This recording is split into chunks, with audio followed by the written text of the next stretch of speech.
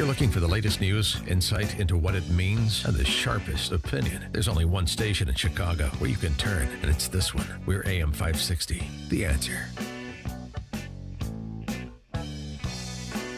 Good morning, Dan and Amy. So Trump is compensating those injured by friendly fire in his trade war to the tune of $12 billion. $12 billion in aid to farmers negatively impacted by the you tax your people, I tax my people trade war Trump has initiated. There's a very good piece from a former Caterpillar executive in the Wall Street Journal over the weekend referencing the zero tariffs precedent, the effort led by Caterpillar in the 80s, along with other big manufacturers and agribusinesses, international paper, other companies, to push for a zero tariff paradigm in global trade. That was one way to leverage American power, push. We're going to go zero tariff. We have all these companies signed on to be zero tariffs, even though tariffs in some instances in some markets would protect their market share. Zero tariff is better in the long run. That's what we want. Trump could be doing that. He's not. So he's hurting and helping, picking and choosing. It's the sort of mercantilism I despise, and all free market, growth-oriented conservatives should. It's farm aid early. I mean, it's coming in September, right before the midterm elections, and really how farmers apply and receive the money, those details are still being worked out. Yeah, but the fact is they don't want it. I'm fine for farm aid if Willie Nelson is on stage. Exactly. I'm not fine if it's government-sponsored. Let's talk to one of those conservative free market types. He's Steve Moore. He's a Wall Street Journal columnist and chief economist for CNN. Steve, thanks for joining us. Appreciate it. Hi, good morning, guys. $12 billion in farm subsidies to provide some redress to those who've been injured. Well, look, I think you guys you're bearing the lead a little bit here. I mean, the big story is that last night, about 9 or 10 o'clock at night, Trump, I think he must have been reading my piece from last week, because he did call for he said, let's go to the zero tariff option. And this is something, as you guys know, I've been pushing this for weeks. Larry Kudlow has been pushing it.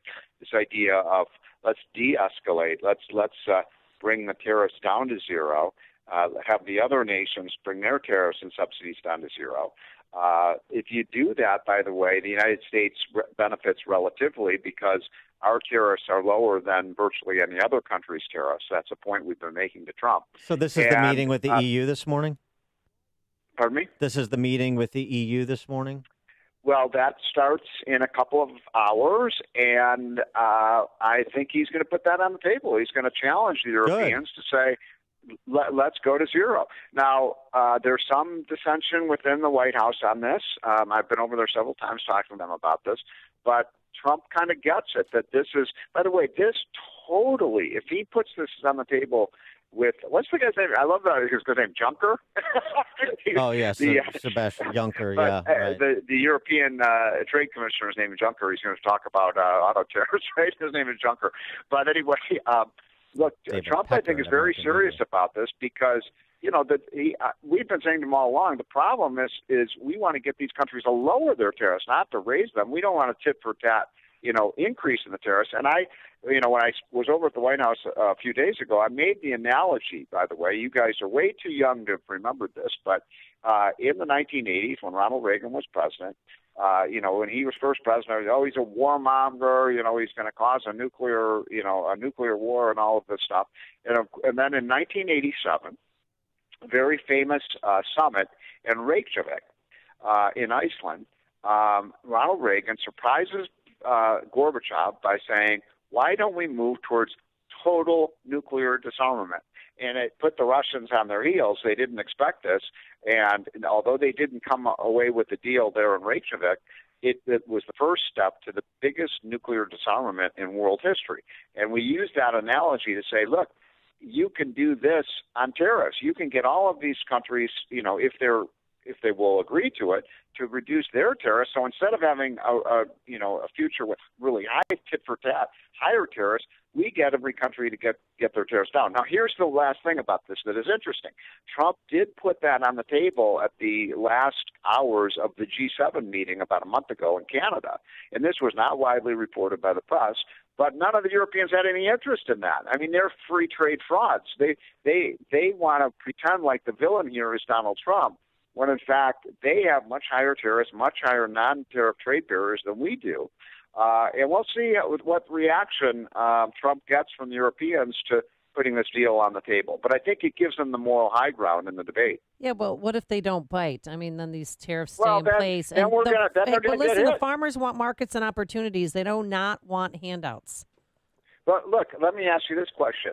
I mean, if we put zero tariffs on the table and the Europeans say no, then we want to what we're just going to have unilateral open up our markets, and like other countries don't open up their markets to us. I mean, the whole reason, Amy, that Trump was elected is the American people are sick of that. They feel like the rest of the world takes advantage of us, whether it's not paying their NATO dues, whether it's the United States signing off to this lunatic treaty on climate change where we pay all the bills, and whether it's the other countries taking advantage of us on the trade deals where we lower our tariffs and they don't lower their tariffs on us. What alternative do we have? Do we just live with the status quo where countries like China and steal our technologies and don't abide by the trade deals that they've agreed to?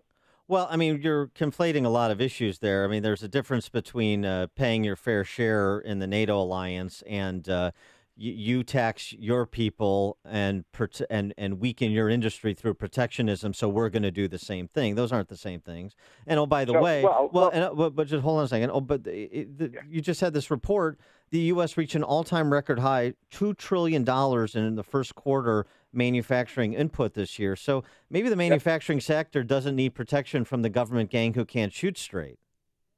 Well, look, I find myself in some agreement with that. I do believe if there is a level playing field, the United States manufacturers, our farmers, can compete anywhere in the world. We have the best farmers. We have the best companies. We have the best entrepreneurs in the world. We have the most productive workers in the world. So, yeah, but it's a little difficult to compete on the international stage when all these other countries are putting barriers to our exports.